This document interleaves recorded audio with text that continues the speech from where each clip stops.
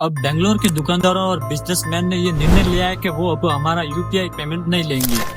साथियों, पिछले कुछ सालों में भीम यूपीआई तेजी से हमारी इकोनॉमी और आदतों का हिस्सा बन गया है।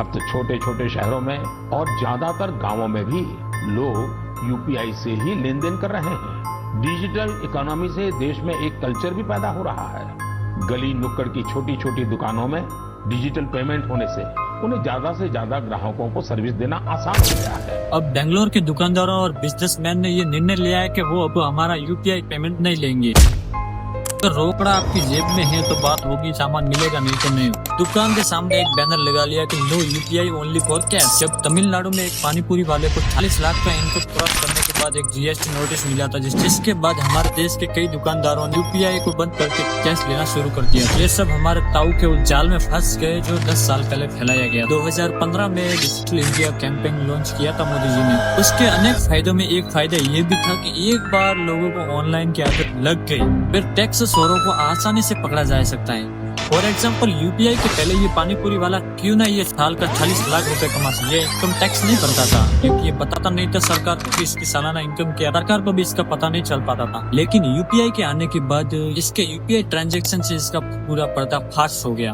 कर्नाटका के 14,000 छोटे से बिजनेसमैन को ये नोटिस मिला है कि अगर आपका सालाना इनकम 40 लाख के ऊपर है तो आप जीएसटी क्यों नहीं भर रहे, आप जीएसटी का रिपोर्ट क्यों नहीं फाइल कर रहे हैं। शॉपकीपर का कहना है इसमें कि यूपीआई और साइबर फ्रॉड्स की वजह से इनका अकाउंट अभी फ्रीज हो रहा है। बाकी सही क्या है गलत क्या है ये तो अभी मोदी जी पता लगा रहे हैं। मोदी जी पता लगा रहे हैं। तब तक आप मुझे सब्सक्राइब कर दो और लाइक भी कर देना वीडियो को। कोई तरीका है भीख मांगने का?